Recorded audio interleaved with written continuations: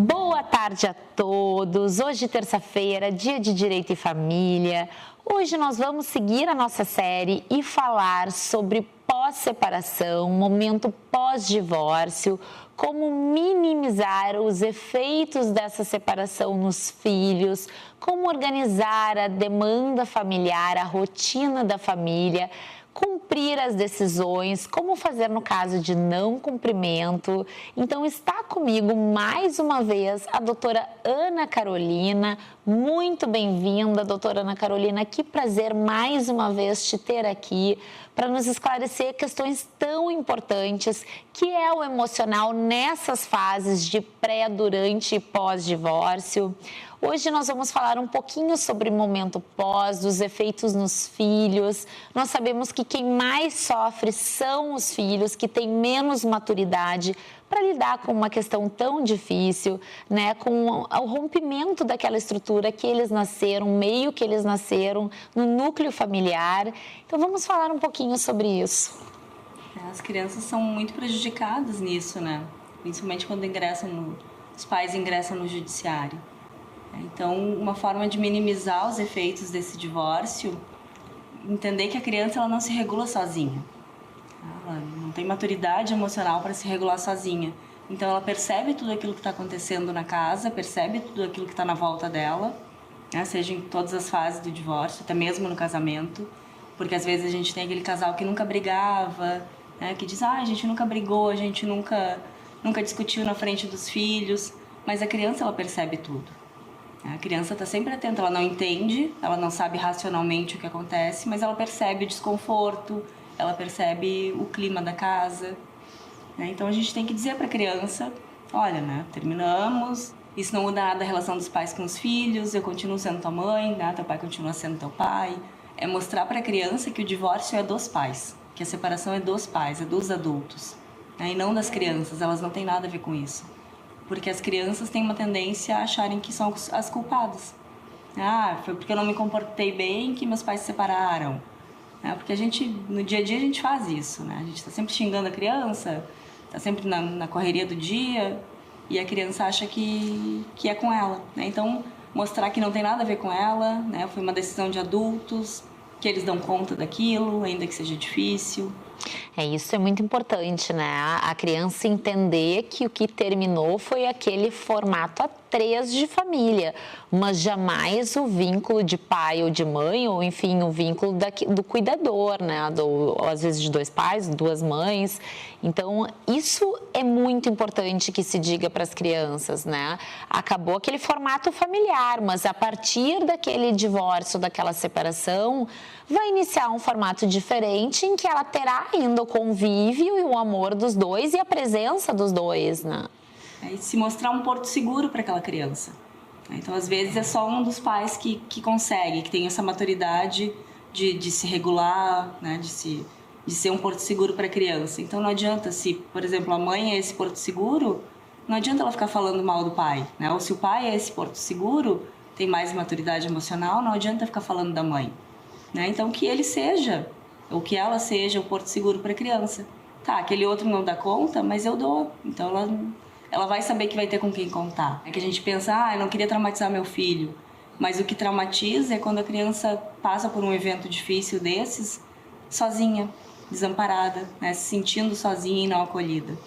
Então, Exato. Se ela tem aquele apoio, se ela tem, mesmo que seja de um dos pais, né? Porque nem tudo é perfeito, a gente sabe, que ela tenha o apoio de um e que não fique falando mal do outro, isso já é de grande ajuda. Exato. E Ana Carolina, eu queria falar um assunto que é muito comum chegar aos escritórios de família, inclusive como uma das causas de rompimento do casamento ou da união estável, que é a diferença de criação dos pais, né? Então, o que acaba acontecendo, que acaba refletindo no relacionamento? A criação diferente de um e de outro, e quando o outro não concorda com o formato de criação, às vezes mais rígido, às vezes menos rígido, isso acaba interferindo na conversa, na criação, e às vezes um dos genitores acaba incapacitando, invalidando até aquela criação que o outro pretende dar, ou que está acostumado, ou que concorda, ou até que gostaria de passar para o seu filho. né? Então, no pós-divórcio, é um momento de aceitação de como o outro vai lidar com o filho. Então, a partir do momento que acontece o divórcio, a separação, e que o outro genitor também vai assumir talvez até uma responsabilidade maior de criação e daquele momento com a criança, é importante que exista uma mútua confiança, né? De que quando está com o outro, vão ser passados valores diferentes, criação diferente, um formato diferente de horários, de alimentação, enfim, uma série de cuidados de um modo diferente. Aqui, de repente, a família estava acostumada, né? Então, o aceitar o outro também como o pai ou a mãe é importante para que essa estrutura siga dando certo e que passe segurança para os filhos, que ambos os pais têm jeitos diferentes, mas ambos são capacitados. A gente tem uma ideia de que a criança não vai saber lidar com o outro, né? Que eu tenho que proteger a criança daquele outro que é diferente de mim. E, na verdade, ter duas criações diferentes, claro que numa medida saudável, é importante para a criança, né? Porque ela aprende a lidar com diferentes tipos de pessoas. Numa vida adulta, ela vai saber lidar com pessoas, né, diversas no trabalho, em situações sociais. Então, querer proteger demais do outro, do jeito de ser do outro, é prejudicial. Então, a aceitação em relação ao outro é uma questão que muitas vezes é uma dificuldade ainda para os casais, inclusive às vezes causa do rompimento dessa relação, né? Mas a partir daquele momento tem que seguir, tem que ser respeitada a forma de ser do outro, né? E para isso existem também terapias que ajudam.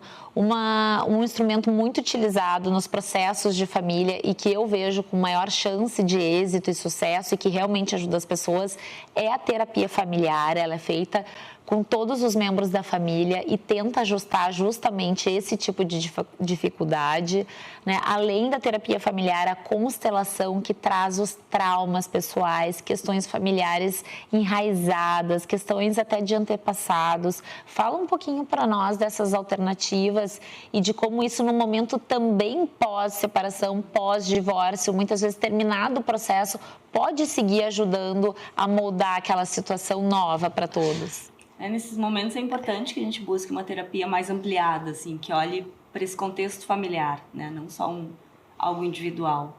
Porque, por exemplo, quando nasce um filho, voltam todas aquelas dores que a gente tinha, né? Como eu falei até no programa anterior, o nascimento de um filho e o casamento, essas situações pontuais e significativas, elas trazem à tona, são gatilhos de experiências que a gente teve na nossa vida, né? Na nossa infância. Então, por exemplo, se eu tinha um pai muito rígido, né, eu sentia falta de um carinho, de um olhar mais atento, ou se eu tinha pais muito permissivos e eu achava que aquilo era descaso, né, provavelmente eu vou encontrar um parceiro que vai me trazer à tona isso aí, esses sentimentos, né, de outras formas, mas vai trazer à tona esses sentimentos. Então, quando eu vejo um pai, se eu sou uma pessoa mais rígida e vejo um pai mais permissivo, tratando o meu filho, né, de uma maneira, deixa comer tudo, né, não se importa com o horário, isso vai acionar alguns gatilhos, né? Então é importante que tenha esse olhar mais ampliado, né, dos contextos. O que eu trago de contextos para essa história que me fazem sentir esse conflito mais exacerbado atualmente? Então, Ana Carolina, é importante que a gente esteja atento aos filhos, né, ao comportamento dos filhos, porque vale lembrar que cada criança responde de uma forma diferente, muitas vezes com tristeza, muitas vezes chamando atenção, fazendo coisas erradas, ou até mesmo sendo agressivo com os pais, mostrando uma raiva daquela situação diretamente com os pais. Então, é importante nós prestarmos atenção no comportamento das crianças para ver a forma que eles estão exteriorizando essa questão do divórcio, que certamente vai refletir nos filhos, né? E a partir daí fazer uma construção de que aquele momento é um momento novo para recomeçar, já que aquele formato anterior não deu certo, ver o divórcio como uma oportunidade de começar de novo. É importante, né, estar sempre atento aos filhos e ao que a gente sente quando vê eles, né? Então, o filho que começa a ficar muito agressivo, né? Às vezes tem uma agressividade que é natural, que é esperada, né? Porque mostra que a criança está com aqueles impulsos, aquele conflito interno, e ela está conseguindo pôr para fora, está conseguindo externalizar aquilo, né? Então, se eu como pai, mãe, vou lá e podo, digo, não pode ser assim, né? Ou voltou da visita e está agressivo e eu xingo a criança. Não, às vezes ela só está pondo para fora um conflito interno, que ela precisa de um acolhimento, né? De algum adulto do lado dela que diga, vai ficar tudo bem. É normal que a gente sinta emoções ambíguas, né? É normal que eu goste do meu pai e não goste da minha mãe e não goste, né? Então, o adulto que consegue fazer isso vai estar fazendo um bem para o filho, né? Porque valida tudo que aquela criança sente e deixa ela expressar, né? Muitas vezes a gente vê os pais chantageando, então não gosta de mim, né? Então não te deixo mais ir no teu pai, ou não te deixo mais ir na tua mãe, né? Já que tu volta assim, vai voltar. Chega a ser uma violência, né? É uma violência, porque invalida todo aquele sentimento que a criança tem e que ela não consegue dizer o que é, né? Ela não sabe o que é, ela só sente e põe pra fora.